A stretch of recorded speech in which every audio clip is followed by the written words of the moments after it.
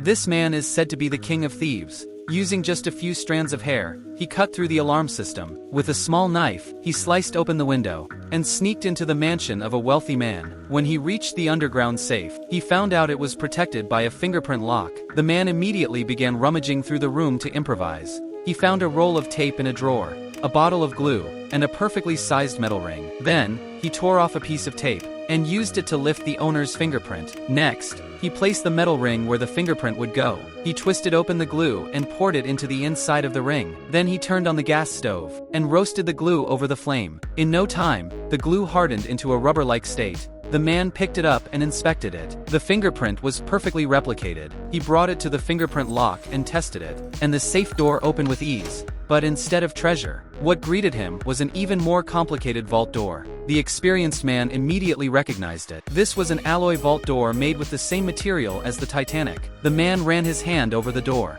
and soon came up with a clever plan to break in. He found an air mattress, a bucket, and a funnel on the shelves. From his backpack, he pulled out a power drill, positioning it against the vault door, and turning it up to full power. In just a moment, he had drilled a hole in the door. Then he inflated the air mattress and started pouring water into the hole using the funnel. After that, he pulled out a liquid nitrogen spray and pumped large amounts of it inside the door. He hung a silk blanket over the door and positioned the air mattress. With the combined effects of the water and liquid nitrogen, the alloy vault door exploded instantly. The man stepped inside, but what he saw left him stunned. There were no gold bars or jewels, just a strange-looking biker suit. The man felt extremely curious. 2 vault doors just to hide this piece of clothing? He decided to try on the biker suit to see what was so special about it. Sure enough, after pressing a button on the suit, something magical happened. In an instant, he shrank by 10,000 times. Completely confused and overwhelmed, he suddenly heard the sound of the faucet turning on. Normally,